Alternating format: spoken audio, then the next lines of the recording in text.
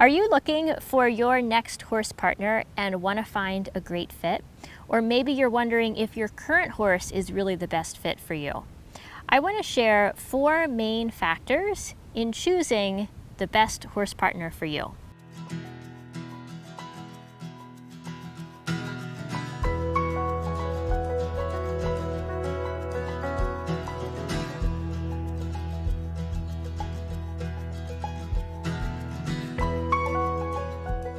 These 4 main factors are: first, the body type of the horse; second, the personality; third, the level of sensitivity; and then fourth, the experience and training of the horse. So let's go through each of these one by one. The first of these is the body type of the horse. This is something that a lot of riders don't give much thought to, but it is important. Now, arguably, it might not be the most important of all, but I wanted to start with this one because it is so often overlooked. So each rider is going to have not only the type of horse that just fits them well. For example, a rider with a really long leg can ride a horse with a really big barrel or a taller horse and feel comfortable on them. There's the expression that the horse takes up the rider's leg, which means that the barrel of the horse is wide enough that the rider can sit comfortably and feel like their leg hangs comfortably around the horse. A rider that has shorter legs on a really wide horse might feel like they're just spread really far, they're not able to give effective leg cues, and it's just more challenging. Can those riders ride those types of horses? Absolutely. But is it the best possible fit? Perhaps not. One of the best ways to see what type of body type of horse you really enjoy is to ride as many different horses as you can and see what kind of horse, what body type are you most comfortable on. Do you like horses that are tall and thin? Do you like horses that have really big barrels? Do you like horses that are smaller? Do you enjoy riding ponies? Really think about what kind of a horse, what kind of movement do you enjoy.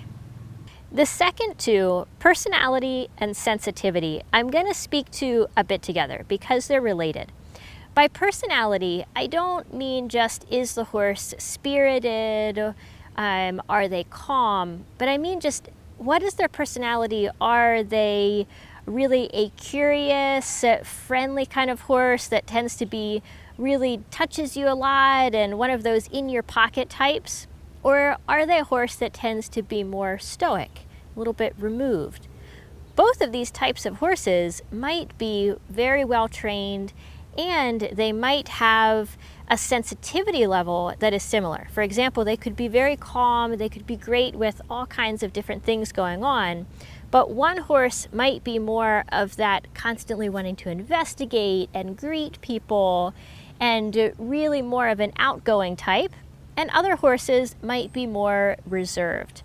So think about, what do you enjoy? Do you like those horses that are constantly into things and really engaging with you? Or do you like the horse that's just more quiet and stoic? That's personality.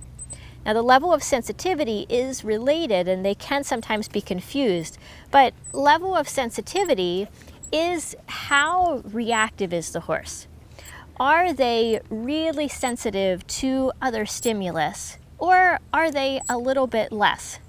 And this can absolutely be part of training. It can be part of just what the emotional state is of the horse. There's some horses that perhaps are very anxious in situations or that have pain or discomfort in their body, and because of that elevated state of their nervous system, they are more sensitive, they are more reactive, and with helping them balance that, they can become less. But there is a certain level that is just related to who the horse is in their level of sensitivity. And we can see this in general breeds. For example, Arabian horses are known to be much more sensitive, as are thoroughbreds and some of the other hot-blooded breeds. They're more sensitive, they're more reactive, they're super in tune with everything in their environment, and they're probably going to react quickly to things, compared to our draft breeds, our bigger, heavier horses that can be just as awake and engaged, but they're not going to be as sensitive and as reactive. Now, the fourth, and one that's really important to consider as well, is the level of training. Generally speaking, for newer riders, you want to have a more well-trained horse. It's going to set you up for success. But also, your goals come into play here, because if you really enjoy that process of learning to train a horse, you have support from a good trainer, and you're willing to have maybe that slower progression in your own riding, or you're riding school horses as your own horse is being brought up and is being trained, then that could be a really good fit. If you want to go out and either be out on the trails, no worries, or you want to be going to the shows, you have those kind of goals, then buying a young or an inexperienced horse is not going to be a good fit. Consider your skills, the level of support that you have available, and what your goals are for the future when evaluating if a horse is a good fit. Now, I would love to hear from you. Leave a comment down below and tell us, what was the one thing that you knew a horse was a good fit for you if you already have a horse? And if you don't yet have a horse, put a comment down below and tell us a little bit about what your dream horse would be. What would be their size, their personality, their sensitivity level, and their level of training.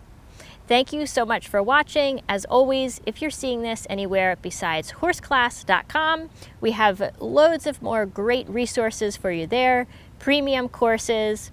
Go to horseclass.com and I'll see you there.